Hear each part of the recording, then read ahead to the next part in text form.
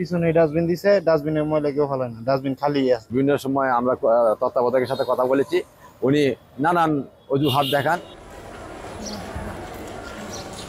খোলা স্থানে ফেলা হচ্ছে আবর্জনা, ছড়িয়ে পড়ছে পাশের সড়কেও। নেত্রকোনা আধুনিক সদর হাসপাতালের মর্গের পাশে ১৯৯২ সালে একটি ডাস্টবিন নির্মাণ করা হলেও তা এখন পরিত্যক্ত জায়গা। তার বদলে পাশের খোলা স্থানে ফেলা হচ্ছে হাসপাতালের সব বর্জ্য। এ কারণে মর্গে যাওয়ার রাস্তা পরিণত হয়েছে ময়লার ভাগাড়ে। ময়লার কারণে ছড়াচ্ছে দুর্গন্ধ ও বিভিন্ন জীবাণু। লাশ আনা নেওয়ার সময় বিপাকে পড়তে হচ্ছে স্বজনদের।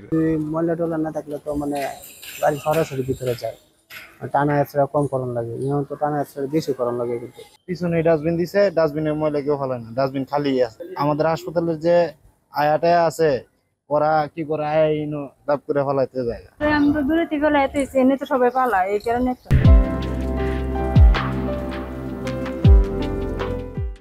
হাসপাতালের অপরিচ্ছন্ন পরিবেশ তৈরির জন্য ক্ষুব্ধ পরিবেশবিদরাও। শীঘ্রই ময়লা অপসারণের দাবি তাদের। এই বিষয় নিয়ে নেত্রকোনা হেলথ ওয়াচ বিভিন্ন সময় আমরা তত্ত্বাবধায়কের সাথে কথা বলেছি, উনি নানান অজুহাত দেখান। সংরক্ষিত জায়গায় থাকবে, এটা নির্দিষ্ট জায়গায় আবর্জনাটা ফেলবে এবং সেখানে হয় থাকবে অথবা ধ্বংস করে ফেলবে। কিন্তু এইটা আমাদের জন্য একটা বিস্ফোরণের মতো অবস্থা হয়েছে এখানে। এ নিয়ে কথা বলতে গেলে যথারীতি বিরক্ত হন হাসপাতালে তত্ত্বাবধায়ক। জানান আলাদা জায়গা না থাকাতেই এখানে ময়লা ফেলা হচ্ছে। দুই ওয়ালের মাঝখানে ময়লা ফেলানো হয়, খোলা জায়গায় ডাস্টবিন হতে পারে না। মানে দুই ওয়ালের মাঝখানে কেন? দুই ওয়ালের মাঝখানে ময়লা ফেলানো হয়, এই আগে থেকে ফেলানো হচ্ছে দীর্ঘদিন যাবত, আলাদা কোনো জায়গা নাই আমাদের। ২০১৮ সালে নেত্রকোনা আধুনিক হাসপাতালকে ১০০ শয্যায় উন্নীত করা হয়। একই সালে নেত্রকোনা মেডিকেল কলেজের অস্থায়ী ক্যাম্পাসও করা হয় এ হাসপাতালে।